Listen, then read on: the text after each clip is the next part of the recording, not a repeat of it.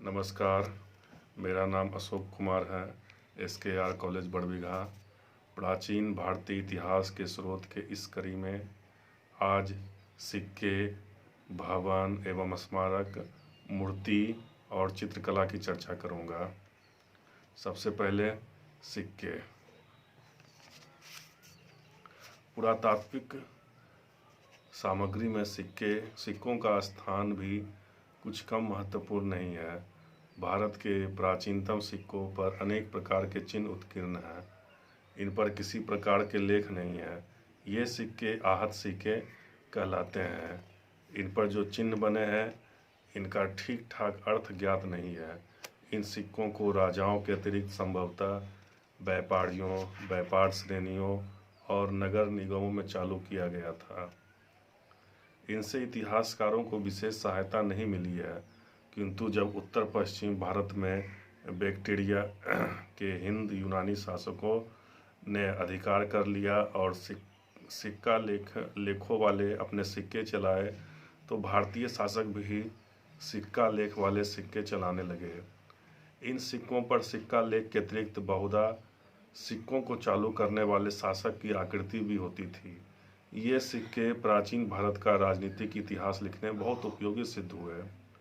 उदाहरण के लिए यूनान और रोम के इतिहासकारों ने केवल 4 या 5 हिंद यूनानी शासकों का उल्लेख किया है, किंतु इनके सिक्कों के आधार पर इनके राजकाल का पूरा इतिहास लिखना संभव हो सका। यूनानी शासकों के बाद जिन, शक और पहलव और कुषाण शासकों ने उत्तर पश्चिम भारत में शासन किया, उन्होंने भी यूनानियों के अनुरूप सिक्के चलाए। इसके बाद भारत राजतंत्र और गणतंत्र राज्यों के शासकों ने भी ऐसे ही सिक्के चलाए।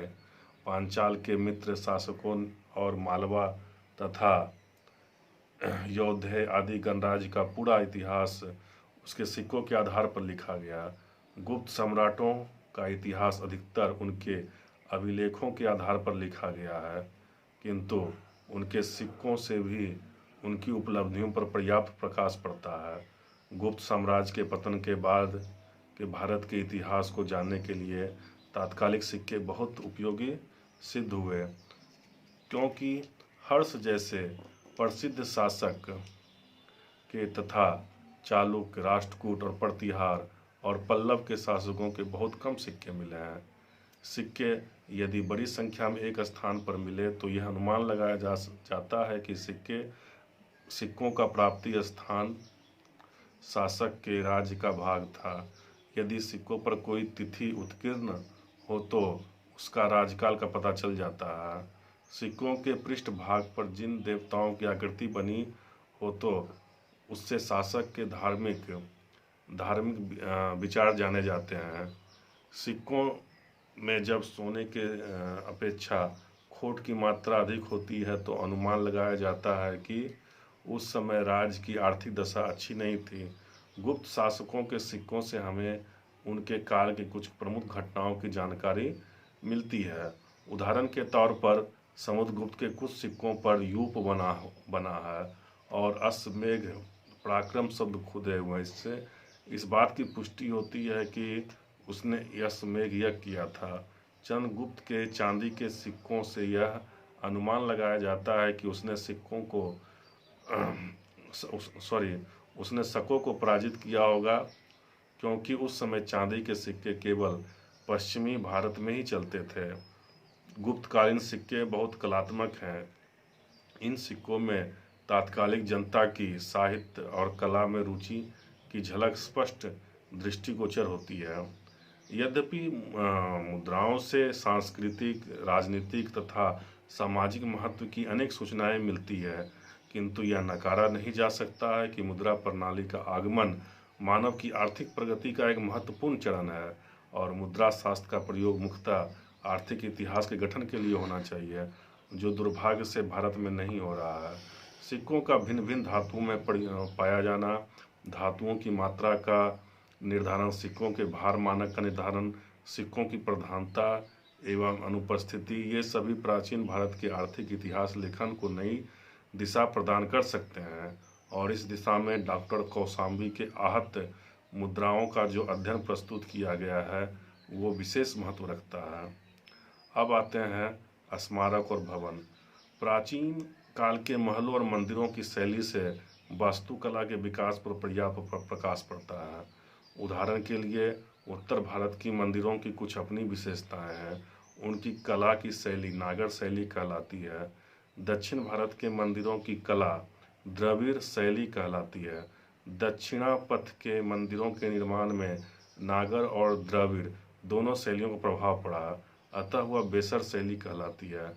इस प्रकार स्मारकों और भवनों से वास्तुकला के विकास के अध्ययन में बहुत सहायता मिलती है। मंदिरों, स्तूपों और विहारों से तात्कालिक धार्मिक विश्वासों का पता चलता है। दक्षिण पूर्वी एशिया और मध्य एशिया में जो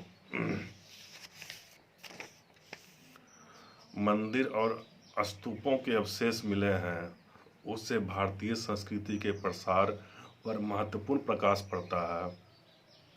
जावा का स्मारक बोरोबुदुर इस बात का प्रमाण है कि 9वीं शताब्दी में वहाँ महायान बौद्ध धर्म बहुत लोकप्रिय हो गया था।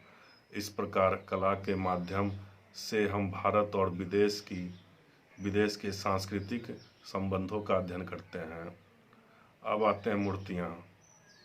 इसी प्रकार प्राचीन काल में कुषाणों, गुप्त शासकों और गुप्तोत्तर काल में जो मूर्तियाँ बनाई गई उससे जन साधारण की धार्मिक आस्थाओं और मूर्तिकला के विकास पर बहुत प्रकाश पड़ा है। कुषाण काल की मूर्ति कला में विदेशी प्रभाव अधिक है। गुप्त काल की मूर्ति कला में अंतरात्मा तथा मुखारती की जो सामंजस्य है वह अन्य किसी काल की कला में नहीं मिलती। गुप्तोत्तर काल की कला में सांकेतिक अधिक है जिसे कला में निपुण व्यक्ति ही समझ सकते थे। उसमें वह स्वाभाविकता नहीं है जो गुप्त काल की मूर्ति कला में मिलती है। प्राचीन भारत की मूर्ति कला में जन साधारण के जीवन पर भी पर्याप्त प्रकाश पड़ता है।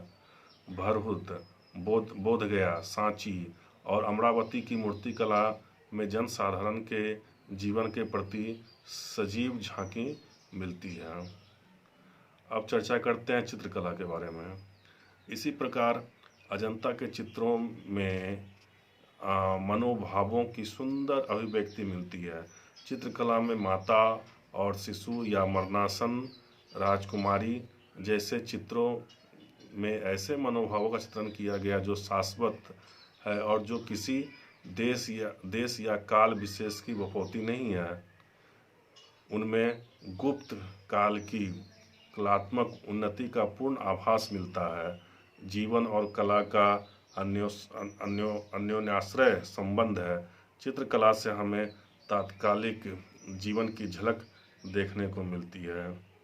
इस तरह से आज हमने सिक्के, मूर्तियाँ, स्मारक और भवन, चित्रकला की चर्चा की है। अगले वीडियो में मैं प्राचीन भारतीय इतिहास के स्रोत की अवशेषों की चर्चा करूँगा।